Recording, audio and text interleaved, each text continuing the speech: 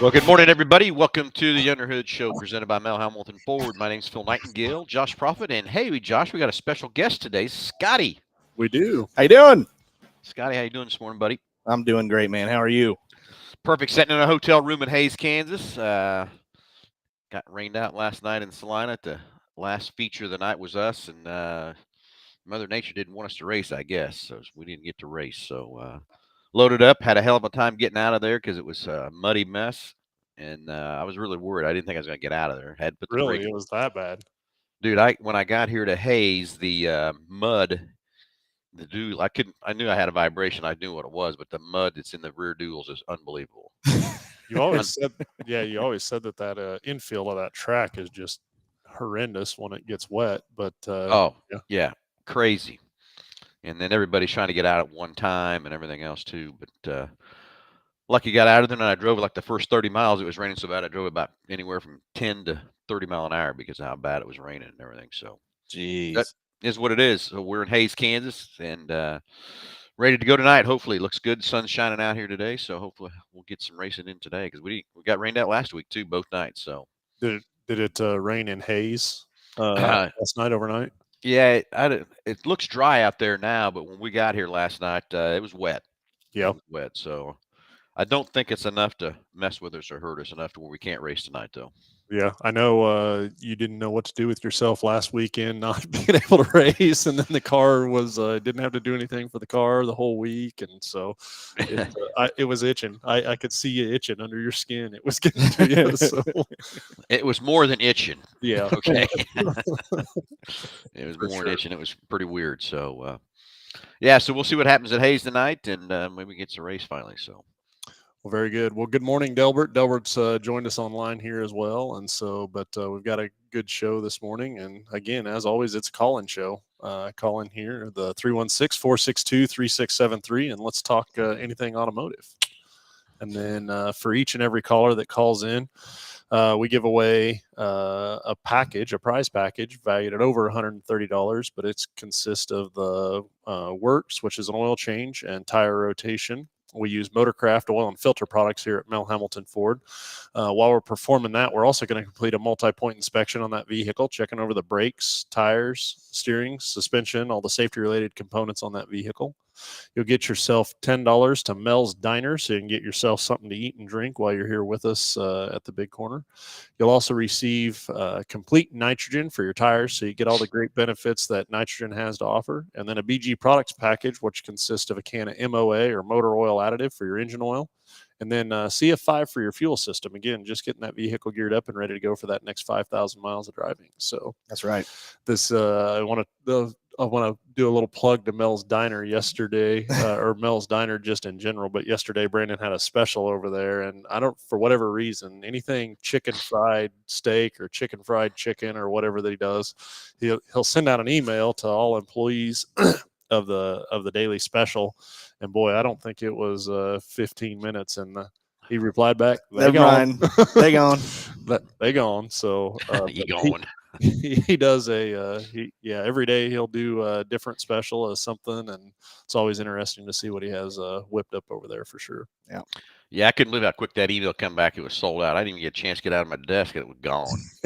So he's got to double up on that or something. Well, that's what I was thinking too. If you got a commodity that is that good, then maybe we need to make some more of it. Yeah, from that side. So we went to Paul one time. We were up at training in Kansas City, and he took me to this Joe's barbecue, and it's, I don't know, there's a lot of magazines that you just got to go do that.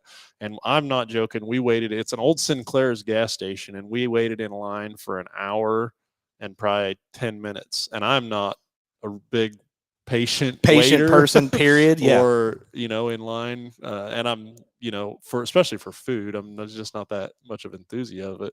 But I don't know if it's because we waited so long, but when we got to the front of that line, that food was so damn good.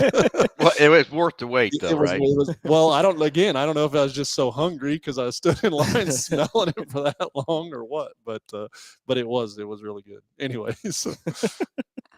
Little odd, interesting fact. So, yeah. So you were able to run your heat last night, but then just got rained out. You were the last race to run Yeah. feature and got rained out there. Yeah, it's well, we knew we could see the rain coming. Of course, everybody's watching. Today's with these phones and stuff, you can watch these things with all these apps and stuff. We seen it coming, and I thought we could get it in. I mean, I really did. It was, but there, the last probably 20 minutes, that it picked up so fast. It was just kind of hanging out there around Ellsworth and everything else like that. And boy, that last little bit, here it come. But yeah, we did get our heat race in. Started dead last as always, and got her up to second. And I would have loved to race last night. Tommy had a excellent track. I mean, the thing was smooth. It was heavy. And what I mean by heavy, it was wet because there was so much humidity out there today. Yeah, the water was just running off the top of my trailer from the AC units. Right, it was unbelievable, the humidity from that part. But so I would love to have raced last night because I think we had the right setup. We had everything dialed in. Nick Baldwin was there and Jeremy was there. We looked over the car and stuff and made just a couple final adjustments and everything. And I was just itching to go. Jake didn't want to go. He knew it was going to get rained out. I kept trying to get him in the car. And Jake was in the car, helmet on, everything ready to go. Here it comes. Called it. Yeah. I actually winched him in the trailer in the car. Oh, really? Because it was coming fast. Yeah. So. Yeah, understand that. So what how's the year shaping up as far as kind of points and that kind of thing so far? I know it's real early still yet, but yeah, it's still pretty early. IMCA's kind of got a different point system than basically the well, let's first start with the track points. We're just a little bit out of the lead in Salina because we had the first race of the year, we had a broken shock. The track was really rough, and I'm not trying to knock anything on Tommy. He does a great job on that track, but when it rains and everything else like that, it's hard to get a track packed back in. And we had a rough track and we broke a right rear shock. So we had a DNF that first night out there. So we've been chasing the points back up. We're 4 points out of first place in Salina. We're leading the points in Dodge, and we're fourth in Hayes. But then if you go to the total points on state, we've got the state one pretty handily because of how many points we've added up right on all three of those tracks. The region, we're setting second, and we're just a few points out of second. And we really fell out of second because last week we didn't get to race, and the other guys got to race and stuff too. But when you get to the region and national points, you get to pick your best 26 races of 52. Oh, okay. So no one's raced 26 races yet. Yeah. So no one's got to be able to kick out a race or put a race in there or whatever. So the region and state are really pretty early yet to kind of see where you're setting. But at least we're setting second in region. We're not that far out of first. So if we could kick that DNF out of we had at Salina, eventually that'll move us up quite a bit too. We're doing pretty good there. Yeah. So we got 2 wins. We got more seconds than we got anything, but that is what it is, part of racing. What's that called, Josh? Well, okay, second's going to be the first loser, but I will say from what I've seen in your particular case, if you come home second and the car's not all fucked up, then I guess you can maybe count that as a win. I don't know. I mean, I wouldn't want to count it as a win, but better than thrashing on that car for a week, straight, just trying to get it back out. Well, yeah, and I will tell you that is true. It seems like this year that so far, knock on, I guess, wood, but that's gone pretty good for you. Yeah, we have not really tore a lot of stuff up either from that part. I said the broken shock's been our biggest problem we've had so far, and the other thing would be the next closest thing was out of Dodge City. The last time we was out there, we won out there, but at the end, the old car, I could tell there was something wrong with the car and everything else like that. There's something which wasn't right, and pulled in, and it was sounding terribly. And he says, down on power. And I thought, oh, no, here we go. Because the motor we got is not a fresh motor that we're running right now. And I thought, oh, well, maybe it is getting ready to expire. But we had a plugged up fuel filter. Not sure where that dirty fuel come from, but we had a fuel filter suck shut on us is what caused the problem. Wow. So, Wow. So anyway, yeah, we've had some good success this year. We hope we can keep it going. And the next thing is the new car. We got the new car just pretty close to being ready. I was hoping maybe last night we'd been able to take it up there and practice, but it's not quite ready. And from that part, so we'll see. Won't be long, and you'll be in that. And then, so much of that I think is going to be overcoming some mental challenges for you, on just getting in your head of what you think's better than one the other from the driver's standpoint. But you never know. Yeah, well, that's true. That's where some of our second places that we've gotten has been set up, and we know after the fact what we've done, and this year we're doing a much better job of exactly writing down exactly everything we did on the car to know exactly what's happening, doing a lot more stuff to document so we know when we go back to that track what we can do to reduplicate our situation stuff. But I've kicked myself in the butt a couple times for a couple decisions we made that didn't work. Didn't pan out. I mean, the other side of that is you could go to the exact same track, time and time again, and just the overall weather environment, how wet the track is, your temperature, your humidity, stuff like that. I mean, it's going to play a huge factor as well. Yeah. Oh, and it's true. The track conditions are crucial on what and different things. We go back to the heavy. We've yet to have a dry, slick track yet this year. So yeah, I know it's just because it's been so. I mean, we've got more rain. I think, and I tell everybody it's only supposed to rain Sunday, Monday, Tuesday, Wednesday, Thursday, Friday, Saturday. It's not supposed to rain. Yeah. So, good luck with that. Yeah, no kidding. You know when it's going to rain now, right? Yeah.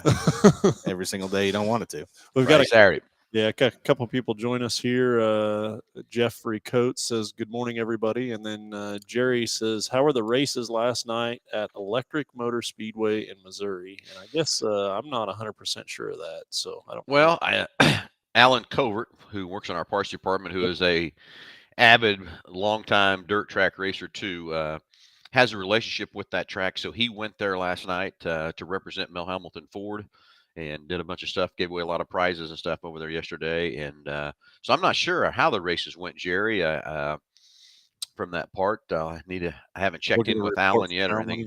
Yeah, he was here this morning, so I'll have to visit with him and see how things. Well, you know what? I'm going to text Alan and tell him he needs to call on the show and give us an update on the races. We can certainly do that and make that happen. So had a busy week here at the dealership, getting things going, man. It seems like the summer months. They're here. They're here. Yeah. It's honestly, it's busy here all the time. Yeah. 100% of the time. And that's a good way to be. I'd much rather have it that way than vice versa, the other side of things. But yeah, it's definitely, you can tell that travel season upon us or summer is upon us. School's out and people are starting to travel. And then, the other side of it, we are starting to see a little bit warmer temperatures, and that's coming upon us as well. But it's been definitely a busy week here in the service department, getting people that are getting ready to travel or vehicles breaking because of the temperatures are starting to get a little bit warmer out as well. Yeah. And so we've got a couple of things that we were slated that we were going to talk about today in regards to the service department, but we'll see if we can get Alan patched through here and see if we can get an update. I gave him a text here to see what he's got and see if he can jump online with us here and tell us how everything went. I seen a few pictures from there that Alan posted of different things and stuff like that too. So it looked like it was pretty fun, pretty cool. But let's get it straight from Alan. From the horse's mouth, right? Yep.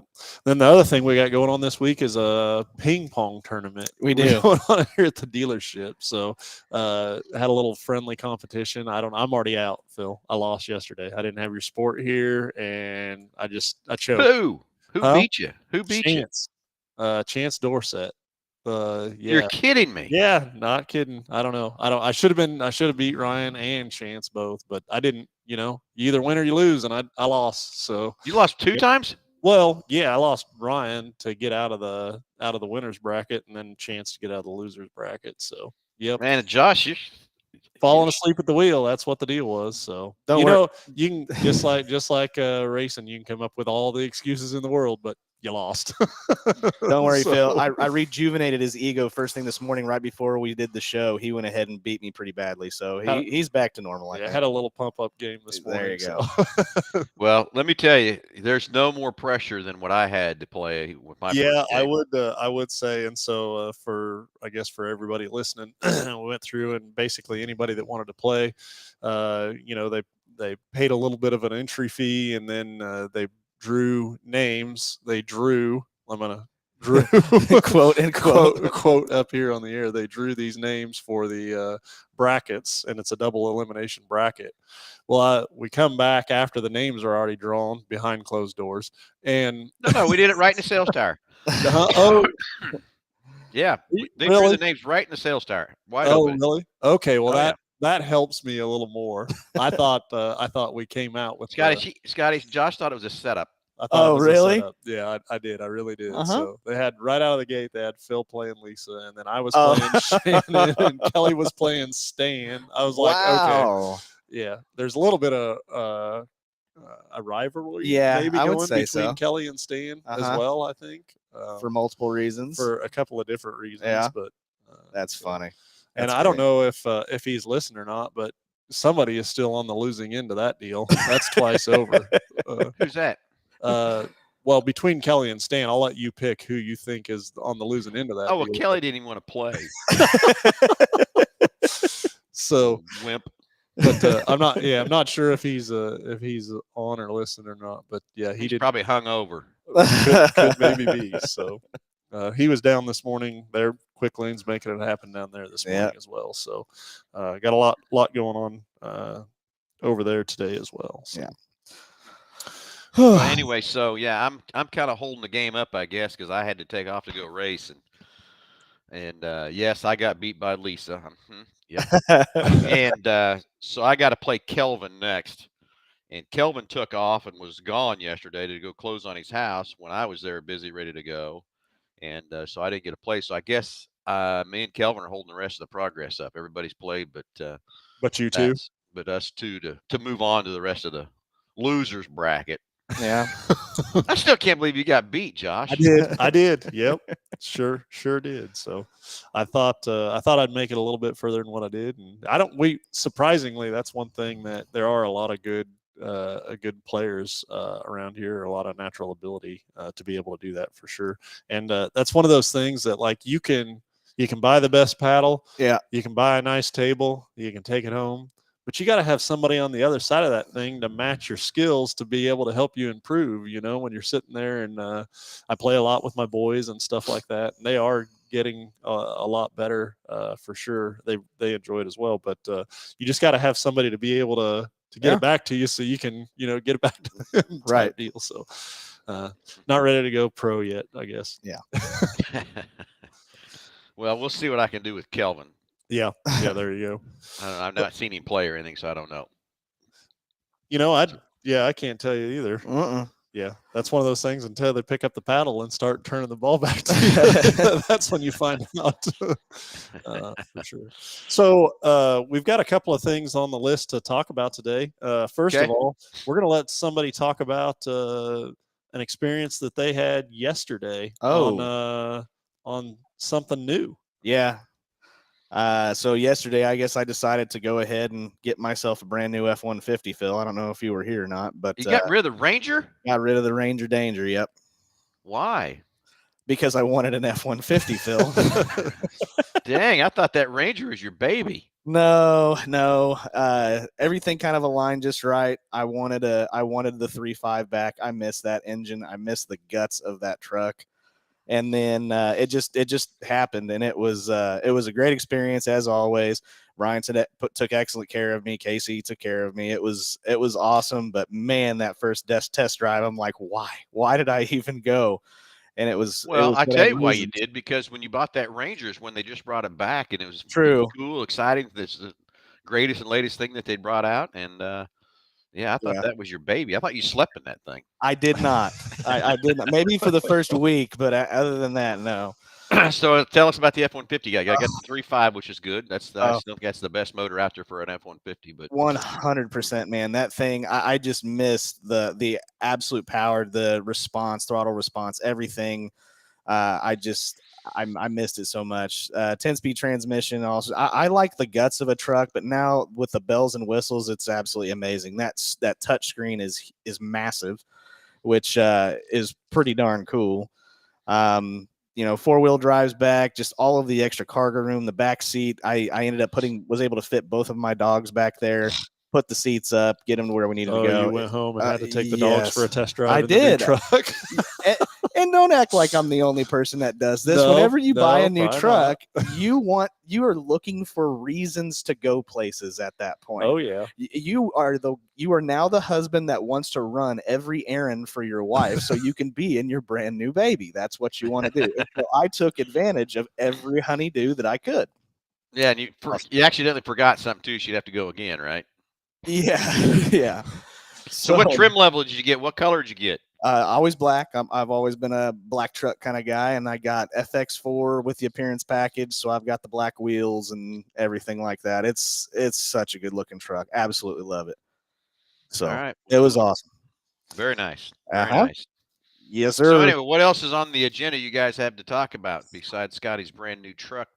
Well, being in the service department and getting the phone calls like you guys touched on earlier, the weather has changed. You now got weeks of 90 degrees. And so a majority of the phone calls that I have, especially emergency cases, have been air conditioning concerns, issues. And some of those things I'm finding are actually maintenance. It can be maintenance related that I've had just over the last couple of weeks. And believe it or not, one of the goofiest ones that I've had that were just so simple and is just a maintenance item, and it has to do with restriction of airflow in vehicles and people not even knowing that they have a particular part that needs to be replaced every once in a while.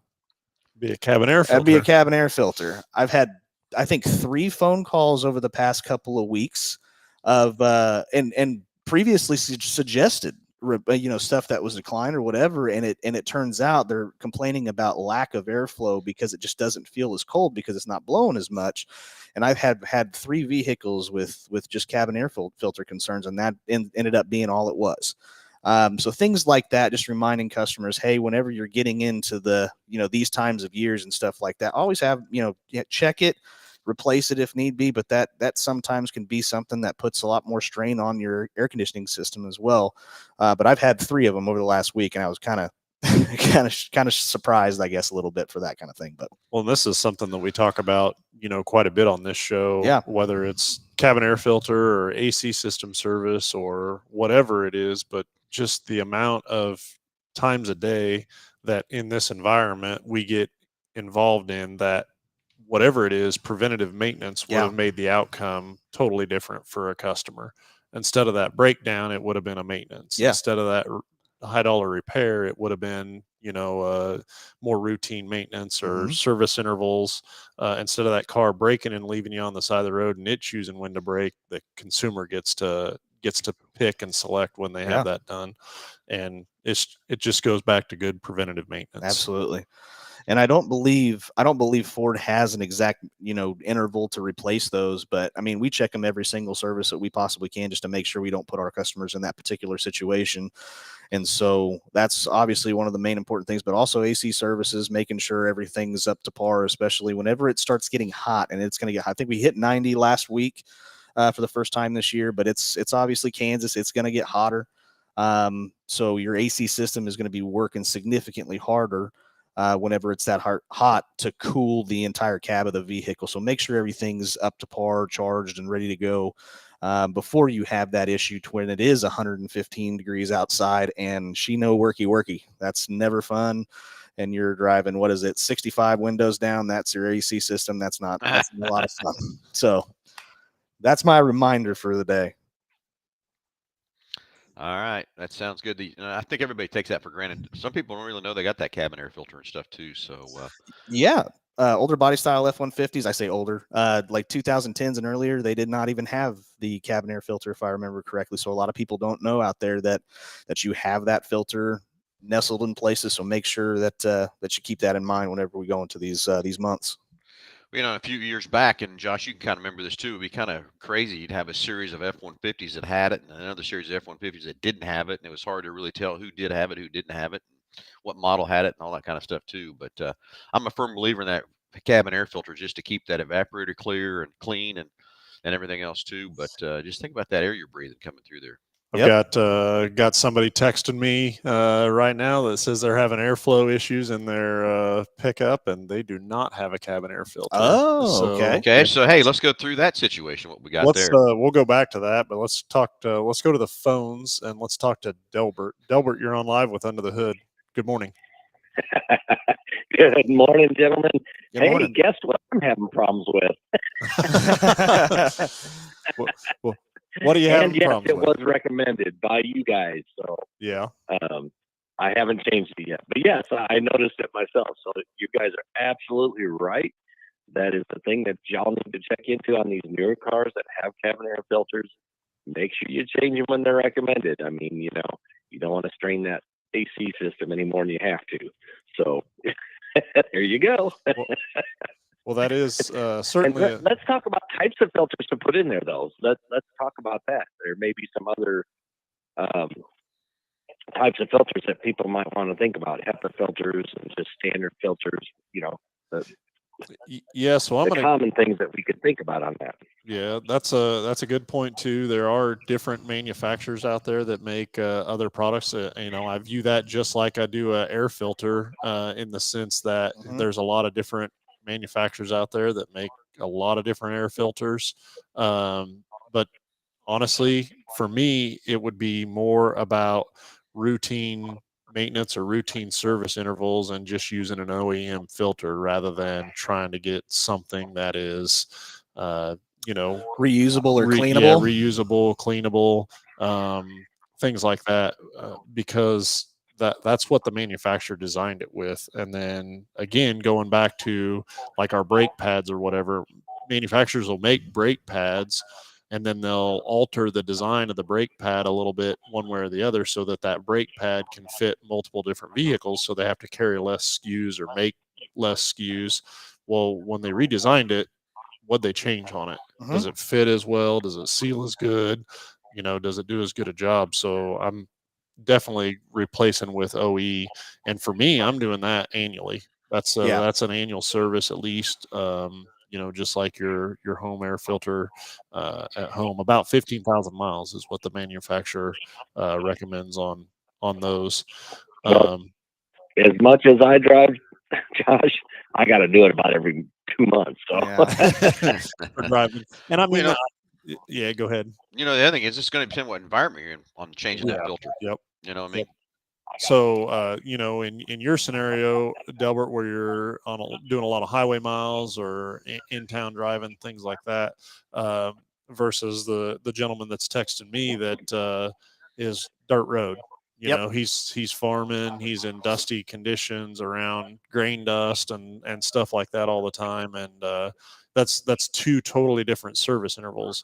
And that's why, for me, that's why I value that multi-point inspection so much, is because there's not a blanketed maintenance interval out there. Like it can't be. Those are two totally different situations. Right. Those vehicles need serviced completely different ways, and they could be the exact same vehicle. In other words, year, make, and model of vehicle, but because of the conditions that they operate in and what they're used for, you cannot have a blanketed maintenance interval that says at this mileage do this and at this mileage do this. That's why I hold that multi-point inspection value so high. Well, you know what I call them. Another good point about these is that you have to think about the moisture in the air as well when you're going to change these. It's going to put more moisture into that filter, and it's going to clog it faster. So we've had a lot of rain down here in Oklahoma, so I mean that's part of the reason why I think mine is even worse than it should be at this point. But I should have changed it already. I'm just going to say that. Yeah. Well, yeah, Delbert, we can certainly help you out with getting that thing changed out. But yeah, that is a good call and definitely a routine maintenance item for sure. So. Yeah, and people got to understand that if they're not sure how to change it, let the professionals do it, because some of these things can be a little more difficult to get to.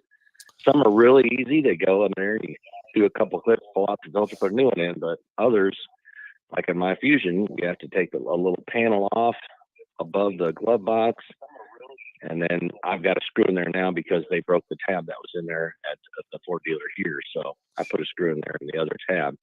But yeah, and then you can change filter. But some are even more involved than that. So yeah, I've seen them like you said, pretty complex. I've seen where you had to take dashes or glove box outs or lower wiper cowls or Yeah. lower windshield cowls out to get to them. I think the manufacturers are really kind of catching on and making them a little easier. Yeah, from that side. I do wish it was a just across the board. Every manufacturer had one in every car.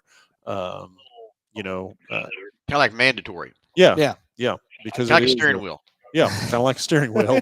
But I get it from their side of things, the expense of each individual unit and stuff like that too. So, but well, good deal. Well, Delbert, thank you very much for the call, and you have a great day. I'm going to get a new filter this morning, so Well, There you go. there you go. There you I'm go. trying to find a Ford filter without going to the dealer because unfortunately the dealers here won't give me a break. So I have to go, and I think it's O'Reilly's that sells Motorcraft. So trying to go get me a Motorcraft one. There you go. Well, good deal.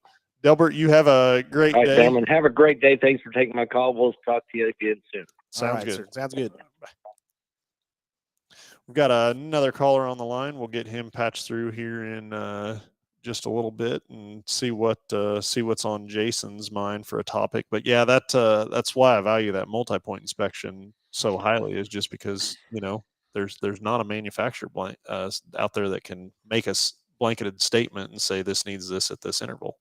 Well, this goes back to Josh knows what I call the owner's manual maintenance. It's called the minimum maintenance, not the maximum or not what you have to do. It's the minimum you need to do. But there's always, depending on your driving conditions and everything else that goes along with that, there's a lot more to do than what that owner's manual is telling you. Let's see. We've lost second one. We'll go to Alan. So we'll get Alan. Yeah, this is Alan Covert from our parts department. Was at Electric City. We'll find out what's going on there with him and how things went last night. And I just was thumbing through my phone because getting some text coming in here too, Josh. And there's a picture. I didn't catch it in the group text we have with a bunch of us guys. And Alan's got a picture of a couple cars on each other down there in Electric City that I didn't catch. So I'll have to ask him what that. Oh yeah. Wow. Yeah, there you go. We'll get Alan patched through. It sounds like they had a good time out there last night then. And then I don't know. Sorry about let's see, Jason. Jason, apologize. I don't know. Must have got disconnected there. So if we lost you and you want to try back in, that'd be great. Or if they got your name and number, I'll give you a call back after the show and see exactly what you had going on there. Yeah, we'll get Alan patching in. It looks like somebody didn't get off the go pedal, as it would say in this picture that I'm looking at. Oh yeah, the car's underneath and on top of him. So wow, someone get out of the go pedal. Text that to me. I'll see if I can get it up online here. All right, coming on your way. See what I can make happen there. I'm shocked with Josh's technical abilities. Well, no, don't be. Don't be. Yes. Hey, Josh, what was your score against Chance? I didn't know Chance could play ping pong, but I guess he can, huh? So it was 19-21. Well, and I don't know. I fell asleep in the first half of the deal. It was 2-10 to start out with. You? Yeah. No, Huh? I was 2. Oh. He was 10. And I come back and finished at 19-21. I thought I was going to get him. Towards the end. Anyway, Josh Allen's texted me. He got dropped too, so I don't know if the girls are doing Okay. something wrong or whatever. So I told him to call back in here real quick and now we got Alan here. So let's go to the phones. Alan, how's it going? Good. How you doing? Great, buddy. How are you? Doing wonderful. A little bit tired, but doing good. I understand. So talk to us about Electric Motor Speedway last night. Man, it was incredible. I was there for the Vern Claiborne Memorial. It's a race that's going on. Oh, geez, I don't know how many years it's been going on. I think it's like 8th or 9th year for it. This is the second year at Electric City Motor Speedway, and it's an incredible facility. I wanted to get a race car back to go race there again. It was amazing. It's definitely a racer's track, and it looked like a lot of fun. A racer's track. So it must have been heavy, huh? Racing. It was heavy, had a nice little cushion to it, and it looked like you had to be up on the wheel and on the pedal, and ready to go racing. You had to fight for every inch of the track and every inch of your position you were going to get, and it looked like a lot of fun. Anyway, what that picture I sent to Josh is trying to get it up on the screen here, Alan, that you sent in the group text last night. What happened there? Oh, on the very beginning of the race, Yeah. It was not even before the race even started. They they do it kind of like the World of Outlaws, and there's some other races where they do big races where they do the 4 wide salute to the fans, and they do parade lap, and then after that's over, they kind of gun it and get ready, get lined back up, and they were all gunning it, running around there, and some cars spun out and in turn 1, and then another car went right over top of him. So they were done before the race even started.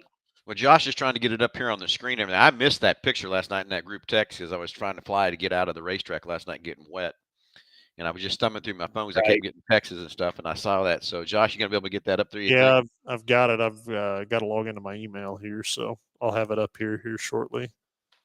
Yeah, the guy spun out, turned around. He was facing the wrong direction, and another car came up, and he was literally sitting on top of him. And this was so nobody even got to race or anything. Well, yeah, this is before the race even started, and the 2 guys. So they start 20, so we were down to 18 before the race even took a green flag, and I felt sorry for the guys because it's a Midwest mod or E-mod, whatever, different tracks call different things. They're the economy mods. They're the least expensive modifieds, if you call least expensive anymore. But they were like racing modifieds I did 25 years ago. That's where they're at. There it is. Yeah. Alan, are you in that picture? Am I in the picture? Yeah, just kidding. Yeah, but yeah, I felt sorry for those guys, whoever they were, because they didn't get a chance. And these E-mods or Midwest mods, what they call them, they normally run for $250 to $300. That's their A feature. That's what they run for, and it's like $350 to win and about $50 to start. That's what they normally race for. And this was a $2,000 to win race. So this is a big race for those guys. Even what was kind of funny was second place paid $1,000. I think the second place guy, he was more excited than the guy that won it because he won $1,000. Yeah, exactly. 3 to 4 times more than he wins normal on a normal night. So he was more excited than the winner. That's awesome. That's good. Sometimes finishing second is pretty nice, right, Josh? Yeah, he was. Yeah, it was pretty amazing. It was a great night. A lot of cars and a lot of good racing. And they had the guy that actually won it.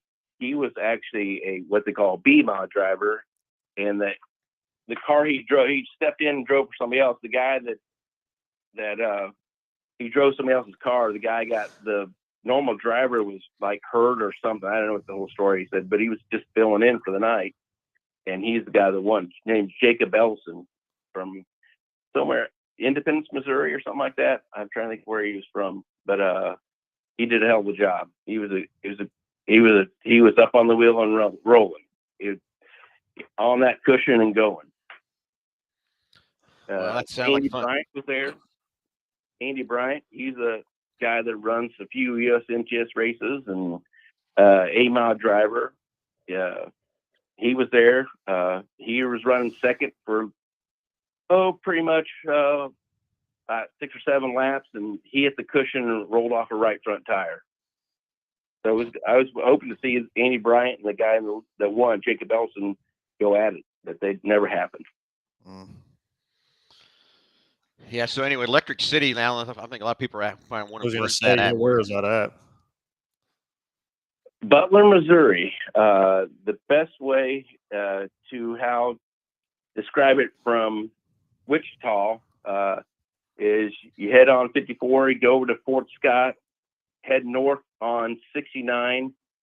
You get up to little past Pleasanton, and take a right, go back east, and you head into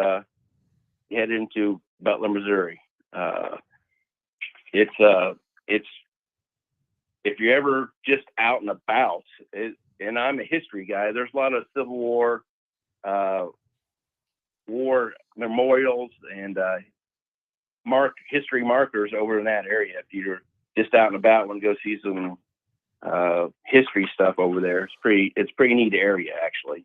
But you're not too far into Missouri to get to there. No. Yeah. No, not very far at all. Not very far at all. Well, that's cool, Alan. Glad you went and represented Mel Hambelton Racing. I see you had quite a few of our stickers running around, which is cool. So, yep. Now that we kind of know that race, the next year maybe we need to do something a little bigger and better down there, help them out a little bit more. You know what I mean?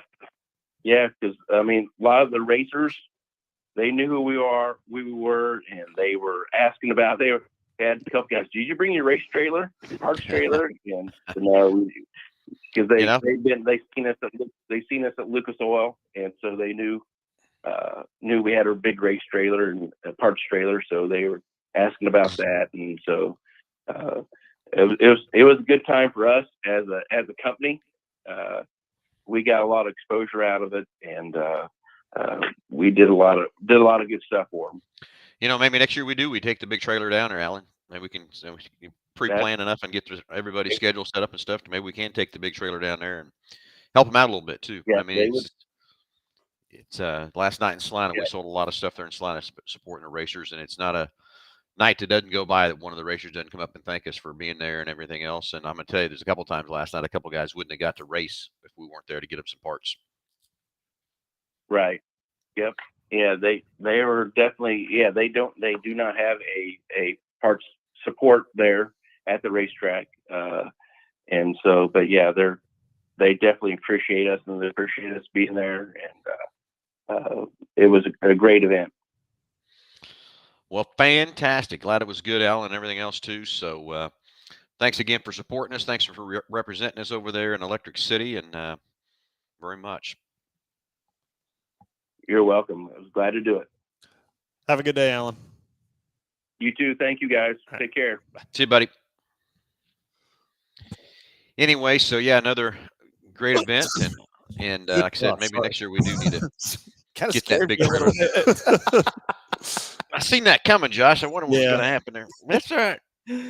So anyway, what else did you guys have on your schedule besides Scotty's new truck and the cabin air filters? You have anything else? I want to talk about some additional just preventative maintenance items as well, but also we had Jason, I think Jason back on the line here, so I was going to see if we could get him patched through if he's still hanging on.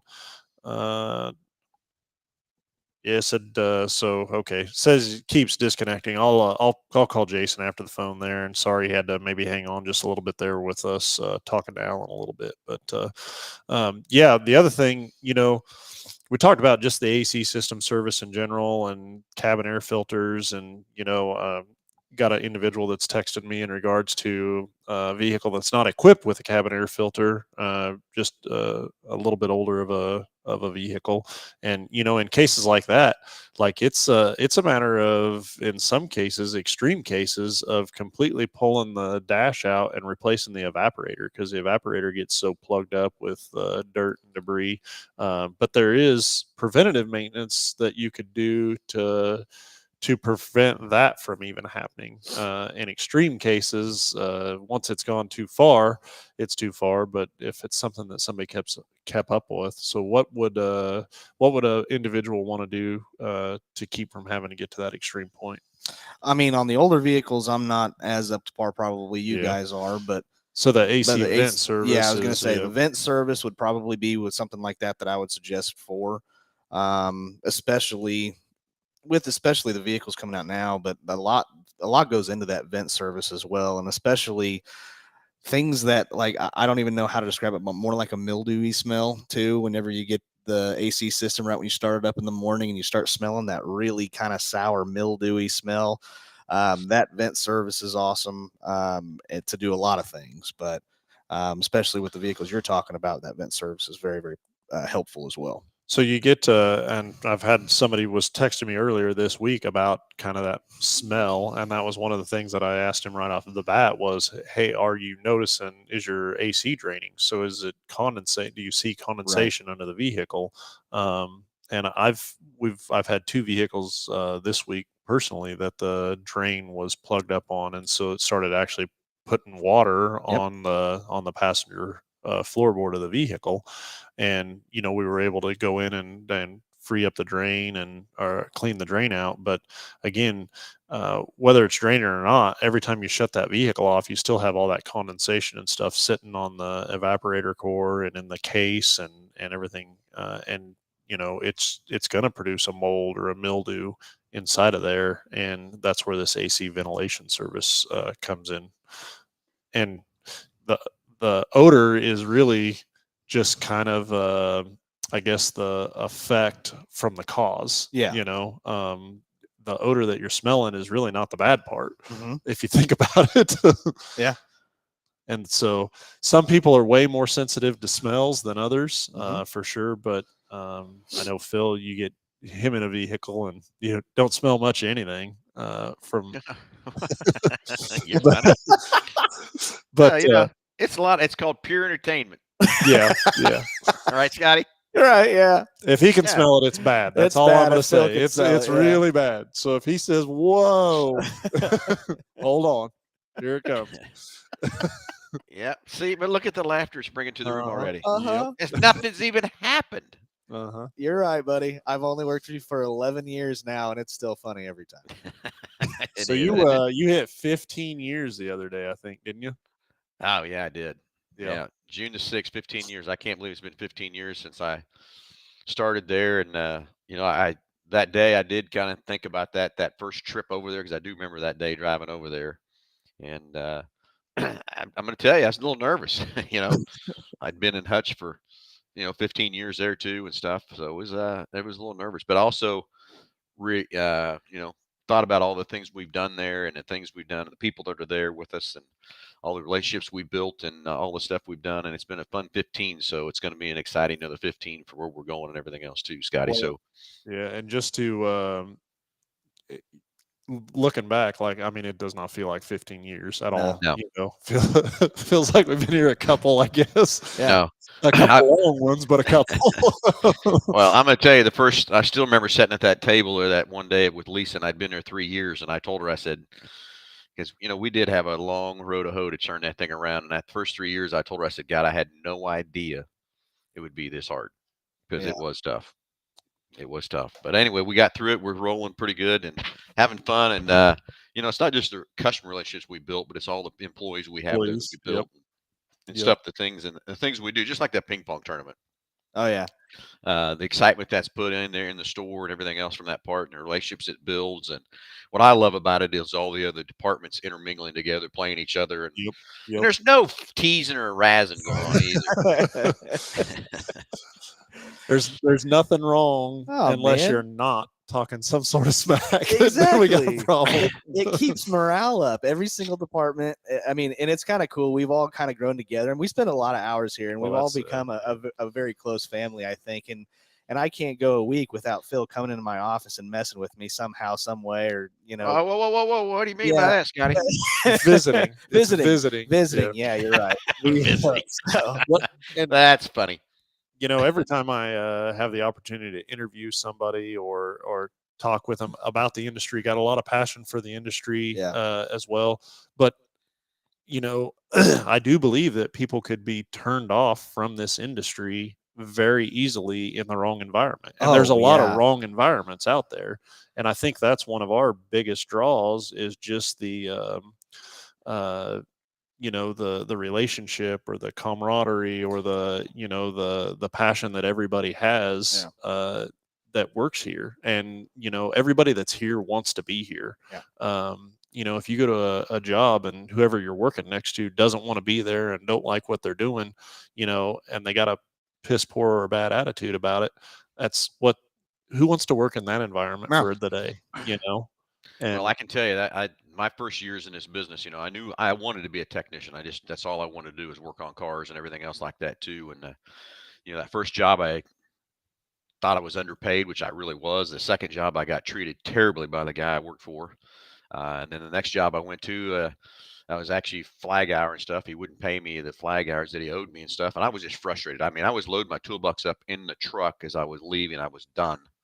And a good friend of mine to this day come and said, "Hey, what's the problem?" So I explained my problem. I was just frustrated. I was getting out of the industry. I mean, I was gone. I was done. I had been treated that badly, and finally got me a job in Topeka, and that's when things kind of took off and good. So you are right, Josh. That impression and how you treat people, what you do, this industry can get some black eyes and stuff like that too. But I'm telling you, it's been good for me and everything else. But I think a lot of it is you just got to have the right attitude yourself. I mean, I could have given up after that 3 years or whatever, and just went on. But this industry is great. I mean, it's always how I tell people. Everybody wants a new car. They break and they need maintenance.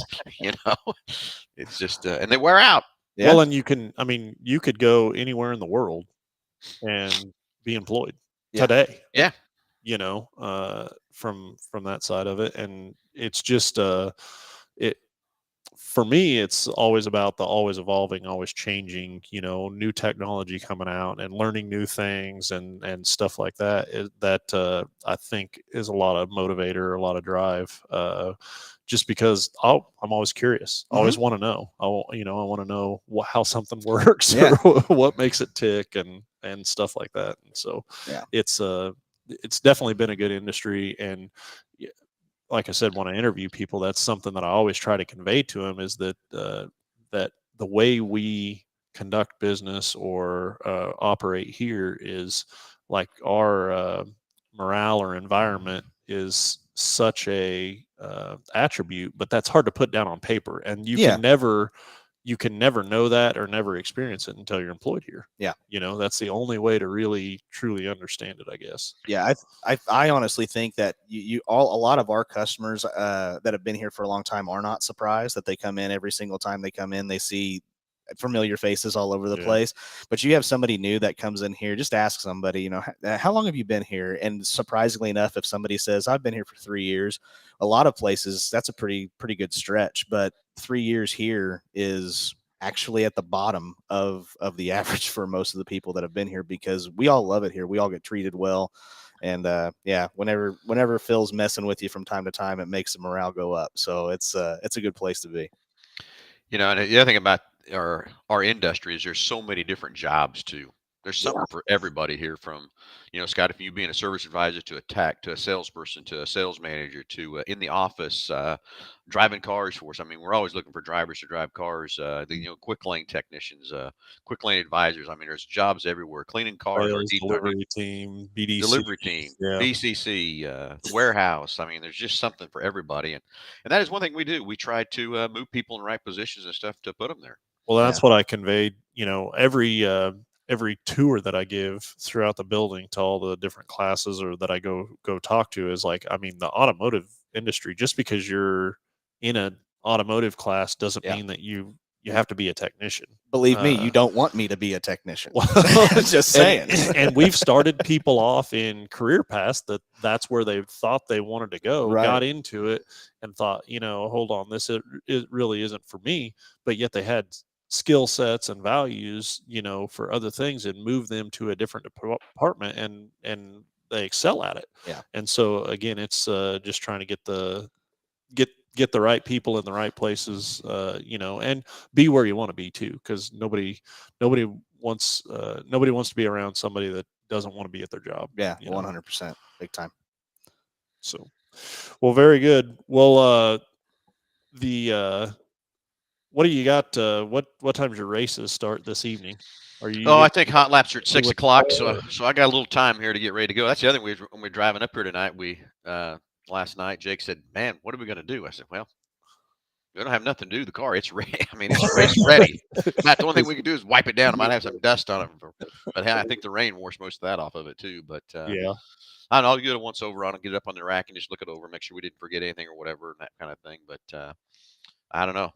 It's going to be a long day up here, but I tell you, it's so much nicer to drive at night. Yeah, I'm sure.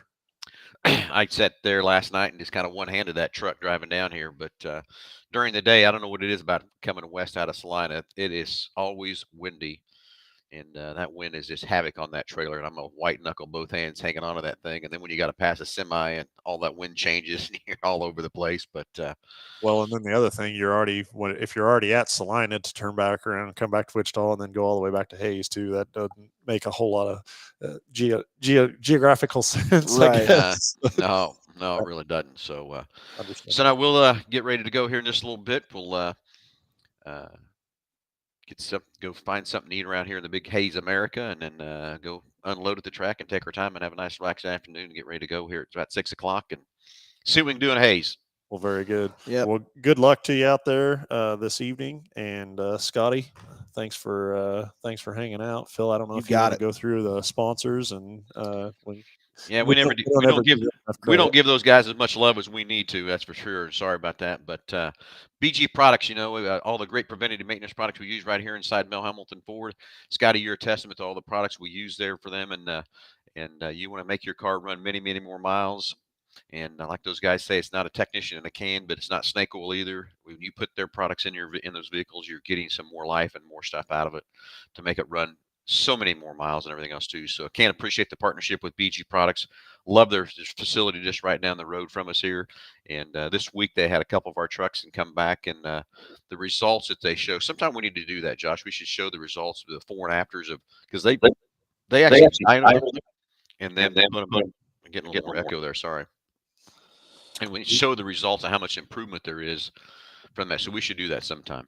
Sure. So anyway, Big Corner Carady for all your advertising needs. Jesse's got a great crew down there at the Big Corner, and anything you need for your company, advertising wise, web page design, window wrap, vehicle wraps, race car wraps, window tint, anything to help advertise your business. Those guys say just Google it. And then, of course, Go To Rent. Stan's got a great fleet of vehicles right inside here at Mel Ford. Scotty, you're right there in the middle with loaning out those cars and renting out those cars. And finally, we got a decent fleet for Stan again for a change from that part. So and now we got some new cars. We can start putting some more of those cars in there for the CTP program, which is going to be nice too for that part. So anyway, there we go. Everybody have a great weekend, and we will talk to you next Saturday.